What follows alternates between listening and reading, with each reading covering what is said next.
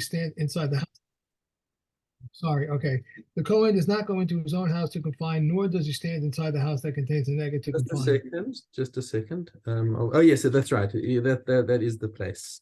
Yes, the coin place. Rather, he stands next to the entrance of the house that contains the nega and confines and states, and the Kohen shall leave the house to the entrance of the house, and he shall confine the house for 7 days. He returns at the end of the week and examines the house. If it's spread, the Kohen commands that they remove the stones that have been nega and then throw them outside the city to a tummy place.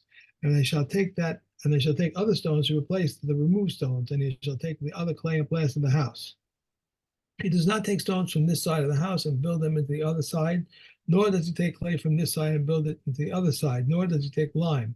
Two stones are not replaced with one stone, not one stone with two, but two, three, or four stones can be replaced with two. From here they say, woe is to the evildoer and woe to his neighbor. Both owners remove the afflicted stones or scrape around them and place the new stones. However, he alone brings clay, as it is stated, and he shall take other clay and plaster the house, and his neighbor does not assist him in the plastering. Zion. The Kohen returns at the end of the week to examine the house. If the nega returned, the house is demolished. Its stones, its wood, and all the clay of the house are removed at the city to a tummy place. An adjoining expansion of any size is tummy, and a distant one must be the size of a grist, and the return of the house nega must be 2 grists. Okay. So, and normally you'd be doing chazara on this, but I think this is actually like a really important Mishnah aleph over here. So I want to just get the whiteboard going over here to to make sure that we've understood this, because the path of there are 10 different paths, which are really only 5 different paths that you can follow with a house. okay, with Taras Batim. Okay. So we start out with the point where house has nega. Okay, so it starts out always over there. Okay, so therefore your next stage is it must go into quarantine. Okay. That's your first stage, is that it's got to be quarantined. Okay, let me just pull this into the right position so it's not too much of the screen taken up. Okay, so now what's going to happen is after quarantine for 1 week. So let's just again go into here and quarantine 1 week. Okay. So now what's going to happen is you're going to have 2 possibilities. Either nega is still there, or nega has cleared. So let's just take some more text in. Nega cleared / faded. Okay. Oopsie, let's just get that in E. Okay, either nega has cleared or faded, or else nega has there's a third possibility. There's nega has grown. There's also the possibility of nega stayed the same. Okay, so these are our possibilities over here. So okay, so if the nega cleared or faded, then what do we do? Therefore, the text is the next path is we've got to clean and so you basically clean off the stone and dismiss. Okay, so it's not clean and rebuild. No, so this is after 1 week. Okay. After 1 week, then we just clear it and dismiss, and everything is fine. But okay, so let's just take a look at everything over here in the order that we see it in the Mishnah. So there are 10 possibilities. So in each of these, we're going to say there's the cleared and faded is actually 2 possibilities, because cleared is one thing if it just went away, and if it faded to a lesser shade than the required green or red, that's also treated the same, but we count it as two different cases. Okay. So after a week, so this is the first case that we're talking about over here, is where the nega cleared or faded, and so it went away. Call for tahor. So you clean it, you scrape off whatever's left, and the house is left tahor. Okay, all good. Shalom al Yisrael. Okay. Now, hakeya b'sheni. Now, what happened if the nega stayed the same? This is what happens is if the nega stayed the same, and then we quarantine again. So quarantine second week. Okay, so that's what happens if it stays the same. We quarantine it a second week. Now the second week, so now we again have these possibilities.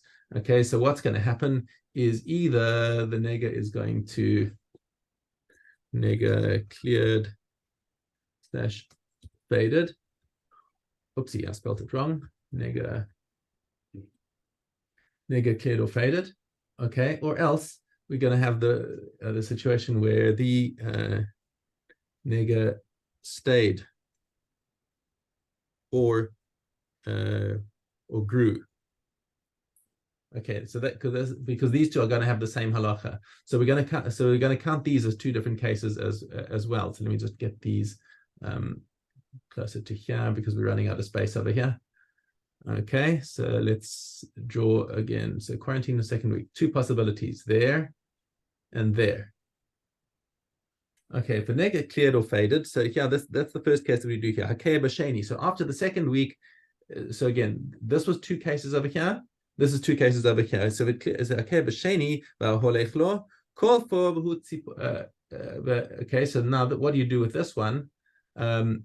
You have to clean and bird ritual. Clean and birds. Okay, so clean and do birds, right? The birds means that there's that whole ritual of doing the birds and the sprinkling and whatever in order to purify the house. Okay, so only if it's after 1 week it's cleared, you don't need birds. Everything else, we're ultimately going to end up needing the whole ritual with the birds. Hapose barishon. Now, we're coming back to this place where the nega grew after 1 week. Okay, so what do we do with this? We have to remove affected stones. Okay, and replace plus replaster. Okay. So that's what you got to do if the nega grows. Okay, so now what happens after if it's spread in the first week, and now quarantine a second week. Okay. Quarantine second week. Okay. So what happens is Chazar, so now the two possibilities is one, it became nega returned. No, nega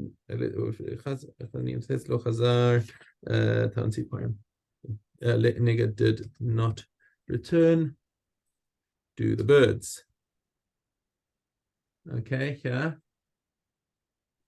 Nega returned means demolish the house. Okay, so let's just get those in order here. If nega returned, nega did not return. So let's get those arrows in place again. If the nega did not return, or if the nega did return. Okay, so you got this over here. Okay. The nega. Okay, so after 1 week, you remove the plant and replace and replaster. Okay. If the nega did not return, Shalom al Yisrael, do your bird ritual, and the house is fine. If after the second week of quarantine the nega has come back, you demolish the house. Okay, now let's come back to the case. Amad Barishon. So it stayed the same after the first week. Upasa b'sheni. So here is where the case where the nega stayed or grew after the second week. Okay, so once again, I'm going to put the arrow actually back down to here. If it stayed or grew, you put this over to here. So this comes back to removing the affected stones to replace and replaster. And I'm going to actually edit this one over here, this guy over here, 2nd/3rd week. Okay, this is a case where you might have to do a 3rd week of quarantine because it grew after the 2nd week. Okay, so now you remove this affected stones, replace and replaster, quarantine it again. If the nega did not return, shalom al Yisrael, do the birds. If the nega returned, demolish the house. Okay, and okay, so this actually covers all of our 10 cases. So here are 2 cases here. Here's another case over here where there are 2 cases over here, so that's up to 4. This over here is the nega grew, so you remove and replaster. If the nega did not return, that's another 2. That's this is 5 and 6, 5 and 6 over here. Quarantine again. If it stayed, or grew, then you remove and replaster. Hang on, how is that 7 or 8?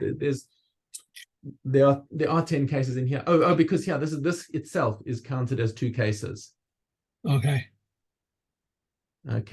So here so here we've got all of our cases. This is the entire flow of what happens when the house has a nega. Okay. So yeah, if the nega stayed or grew, then you go back into this case over here. And so basically in houses and garments, if the nega stays, it's not a good thing. Whereas with a person, if the nega stays, then we're eventually going to declare a tahor. But if it stays in its place in a by the way, this nega returned if so stayed or grew is also considered as two possibilities. That's why we get up to 10. Is there a way to get a copy of this for me? Yeah, I will take a copy of this and I will post it onto our group. Let's just take that. Okay. Let me take a picture of it, and we will put that into the. Okay, so I've got that now in my. Okay.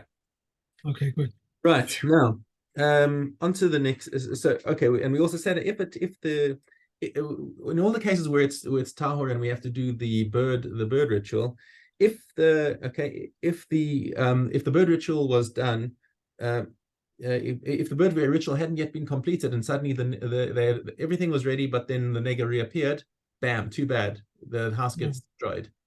Okay, but if he's already done the bird ritual, then everything the whole clock gets reset, and any nega that appears at this point is treated as a new nega. Okay, so the bird is the reset switch. All right, new Mishnayos. Now, what happens if you've got a stone in the corner? If it's at the stage where we've got to knock down, just remove the individual stones. Choletz is kula. He has to remove the entire thing, including the neighbor's side. But if he's bashing down the whole house, if it's a situation where he's bashing down the whole house, notet is shelo. He only bashes down his half of the wall, not the neighbor's half. Okay. So it's actually more stringent in some aspects when you're just knocking out the one stone than when you're knocking down the whole house. Rabbi Elazar Omer Bayis Habanoi Rosh Upasin. He says no. If it's this is only applicable if you've got a house that's built with 2 different layers of stone. Nira berosh notel is kulo, nira bepasin notel is shelo. So if it's a situation where you can only break down half of the stone, then yeah. But if there's one stone serving both sides of the wall and you've got to demolish the house, then unfortunately the neighbor has to suffer as well. Okay, so that's what he's saying. But the halacha follows the Tanna Kama that it's only even if it's a single stone between him and the neighbor and the house has to be demolished, he only has to chip away half of the stone and he can leave the neighbor's side alone. Okay. A house that got a nega in it, al gabav, and there was another house built on top of it. So here's an awkward situation. The nega doesn't go away and they have to demolish the house, but there's somebody on top. So the guy on top doesn't have to lose his house. What they can do is they can build supports in place. They can put columns to hold up his house while they're busy demolishing the downstairs neighbor. What about the floor? The floor is his floor is the lower guy's ceiling. So that's what the Mishnah is coming to tell us. No se chorus the aliyah. So leave the ceiling alone, because the ceiling is part of the neighbor's property. Just leave the whole thing alone. Nira aliyah. What happens if it's the aliyah? If it's the upper story, that's the one that has to be demolished. No se chorus the. So the floor you can leave alone because that's the roof of the house below. So again, leave that alone. Lo aliyah al gabav. But however, if there is no attic on top of it, everything gets demolished, including the ceiling. Okay, everything has to be destroyed and taken out to a tame place. So matzil al melbanim al striga. Now, if there are fittings inside the window that are not fixed into the house, so for example, if he had bars that are removable, he can take out the bars and the bars do not become tame, or other kinds of frames that are not fixed into the structure. Okay. Rabbi Yehuda Omer mal bein habanoi al gabav nitatz imo. But Rabbi Yehuda says, sorry, if it was built into the house at the time that it became tamei, everything must be destroyed. Avanav eitzav afaro, the stones and the wood and plaster, mitamin bekazais. All of these things are tamei with a kazais. They're at the level of an avatuma. So that's why they have to be taken out to a tamei place. So, for example, a cemetery. Yeah. Good place to dispose of these things would be in a cemetery, because if you're going in there, you're already getting tamei. Right. Yeah. Rabbi Elazar Chisma Omer b'mashehen. He says that even if you've got a stone, a full stone that is less than a kazayas, that would still be batame, because it's like a birria. You know, like we say that eating a worm or something, or an insect that's less than a kazayas, we say that's still chayav, because it's a birria. So he's saying that if there's a full stone, then even if it's less than a kazayas, it's still matame, but that is not the halacha. If a house has been quarantined, matame mitocho, then it becomes tame from the inside. Okay, so once it's quarantined, anyone who goes inside the house for longer than it takes to eat a meal becomes tame, but the outside is not tame. Okay, but mukhlat, however, if the house has been declared with a nega, and this is okay, mitocha ume acharav, then not only the inside but the outside is also tame. So even if somebody touches the outside wall, they will become tame. But both of them will make you tame from going inside, just from going inside. So even walking into so even if you stand outside a house that's in quarantine and you stick your hand in through the doorway of the window and touch the inner wall, you'll become tame, even though you're not personally inside. But both of them, if you walk inside and you stay there for enough time to eat a small meal, that would make you tame. And that's our new Mishnah for the day. Okay. Look at that again. Yeah. Okay, thank you very much. I'm sorry, tomorrow will be regular time though. Okay. Thank you. See you tomorrow. Bye. Bye.